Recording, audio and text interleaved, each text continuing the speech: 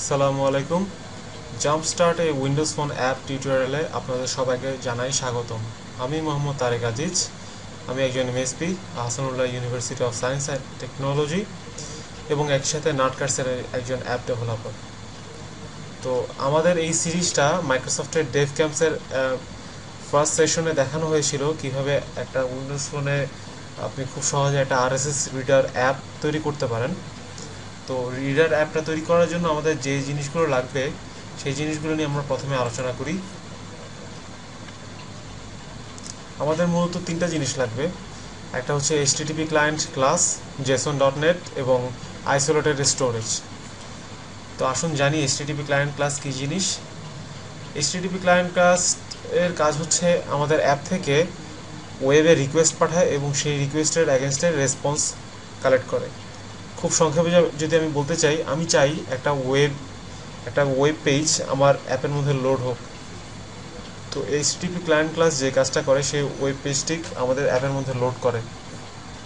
আমরা যখন কোডিংয়ে যাব তখন ডিটেলস আরও ভালোভাবে বুঝতে পারবো।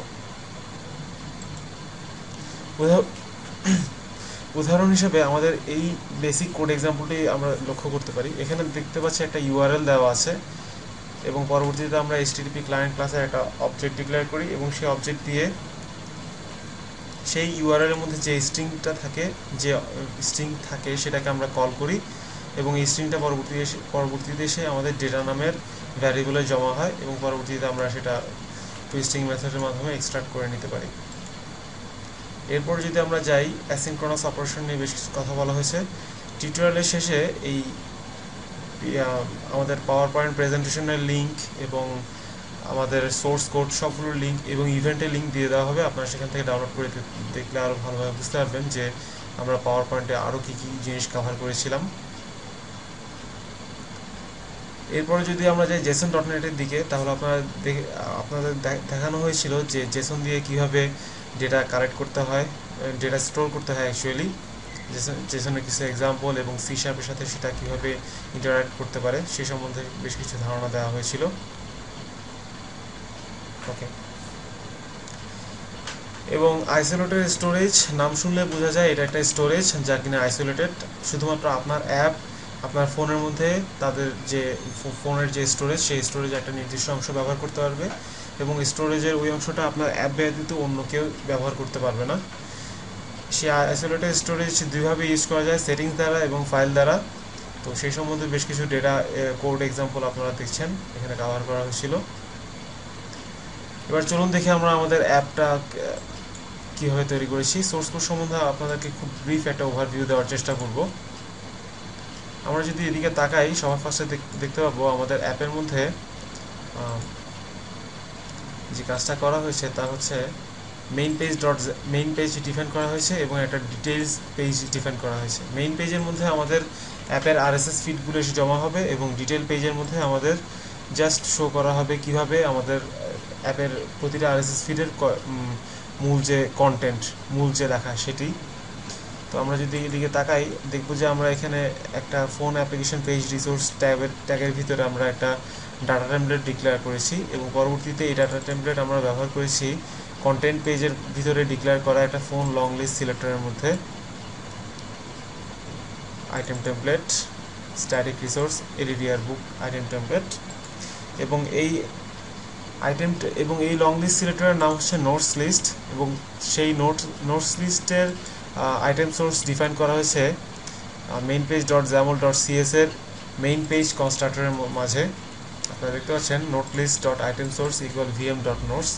এই ভিএম হচ্ছে আমাদের ভিউ মডেলের মধ্যে আমরা আমাদের অ্যাপে সব ধরনের ডেটা লোড করি এবং পরবর্তীতে ওই ভিউ মডেলে একটা অবজেক্ট ডিক্লেয়ার করলেই সব ডেটা আমাদের কাছে অ্যাভেলেবল হয়ে যায়। ভিউ মডেলের একটা সিলেকশন চেঞ্জ ইভেন্ট ছিল। সেই ইভেন্টের মধ্যে যে কাজটা করা হয়, যে এন্ট্রির উপরে ট্যাপ করা হয় সেই এন্ট্রিকে আমরা ডিটেল পেজে নেভিগেশন করে নিয়ে যাই এবং সেই এন্ট্রির যেসব কন্টেন্টটা আমরা শো করি এবং পরবর্তীতে আমরা দেখতে পাচ্ছি একদম নিচে আরও তিনটা আরবিট্রারি মেথড ডিক্লেয়ার করা হয়েছে, যেমন ডিলিট, সিঙ্ক এবং অ্যাবাউট আস পেজ, এবং সেইগুলো সম্বন্ধে খুব সিম্পল কিছু ইভেন্ট ডিক্লেয়ার করা হয়েছে। আপনারা দেখলেই বুঝতে পারবেন। এনিওয়ে, এখন তার আগে আমরা একটা কাজ করে রাখি, তাহলে আমাদের কাজ পরবর্তীতে সুবিধা হবে একটা পর্যায়ে গিয়ে।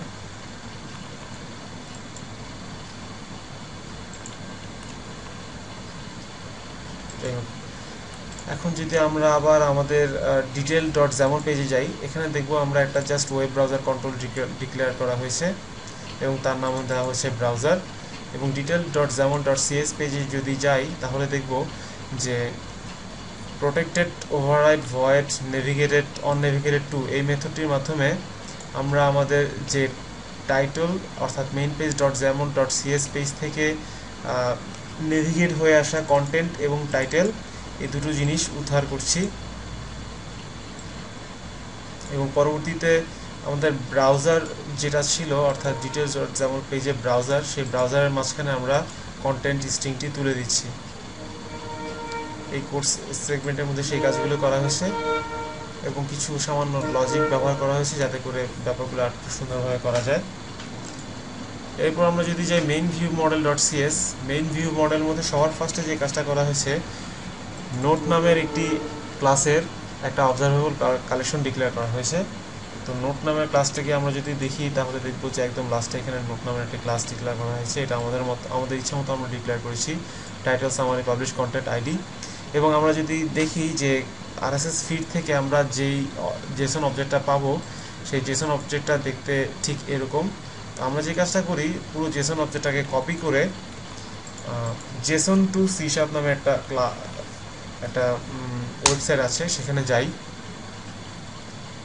জেসন টু সি শার্প ওয়েবসাইটে গিয়ে পুরো জেসন অবজেক্টটাকে আমরা এখানে কপি করে দিই এবং জেনারেট ক্লাসে ক্লিক করলে আমাদের এই জেসনের ঠিক মিরর একটা ক্লাস জেনারেট হয়ে যায়। আপনার এই অংশটুকুতে এসে আপনার যদি কিছু ব্যাপার একটু খেয়ে হারিয়ে ফেলেন, তবে PDF এর জেসন অংশটুকুতে চলে যেতে পারেন যে কীভাবে জেসন এবং সি শার্পের মাঝে সম্পর্কটা বিদ্যমান। এবং পরবর্তীতে আমরা যে ক্লাসটা পাই, ওই ক্লাসটা এখানে জেনারেট করে কপি করে দেওয়া হয়েছে আগেই। আমরা দেখতে পাচ্ছি এখানে author class, author to class, পে, ইমেজ, কন্টেন্ট, এন্ট্রি ইত্যাদি নানা রকম ক্লাস আছে। তার মধ্যে আমাদের শুধুমাত্র টাইটেল, পাবলিশড এবং সামারি, আইডি এবং কন্টেন্ট ক্লাসের HTML, এই 5টা অবজেক্ট আমাদের দরকার হবে, এই 5টা প্রপার্টি আমাদের দরকার হবে। অ্যাকচুয়ালি আমরা দেখতে পাচ্ছি এই 5টা প্রপার্টি আমরা ডিক্লেয়ার করেছি আলাদাভাবে। মেইন ভিউ মডেল .cs এর মধ্যে যে কাজটা করা হয়, এন্ট্রিস নামের অবজেক্টের একটা লিস্ট ডিক্লেয়ার করা হয় এবং লোড ডাটা মেথডের ভিতরে যে কাজটা করা হয়, একটু চেক করে দেখা হয় যে আইসোলেটেড স্টোরেজে আগে থেকে কোনো ডেটা আছে কিনা, যদি থাকে তাহলে লোড করো, যদি না থাকে তাহলে নতুন করে ক্রিয়েট করো। এই ধরনের কিছু কাস্টম লজিক এখানে অ্যাপ্লাই করা হয়েছে। এনিওয়ে, তো আমরা যে এন্ট্রিস নামে অবজেক্টটা ডিক্লেয়ার করেছিলাম, আপনারা যদি একটু খেয়াল করে দেখুন, এইখানে এন্ট্রিস নামে একটা অবজেক্ট আছে এবং এই অবজেক্টের ভিতরে 10টা আইটেম আছে। অ্যাকচুয়ালি এখানে আমাদের RSS এর মূল এন্ট্রিগুলো বিদ্যমান।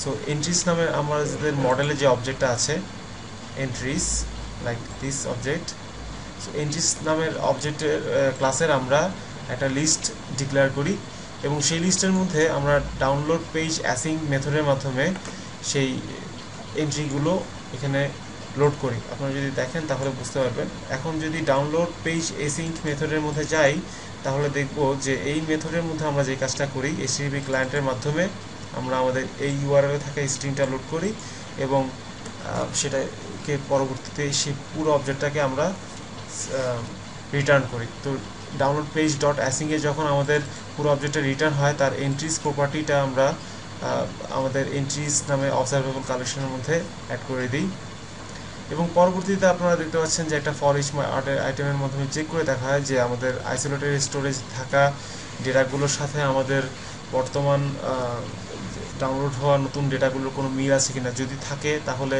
সেই ডাটা লোড করে না, যদি না থাকে তাহলে সেই ডাটা নতুন হিসেবে লোড করে।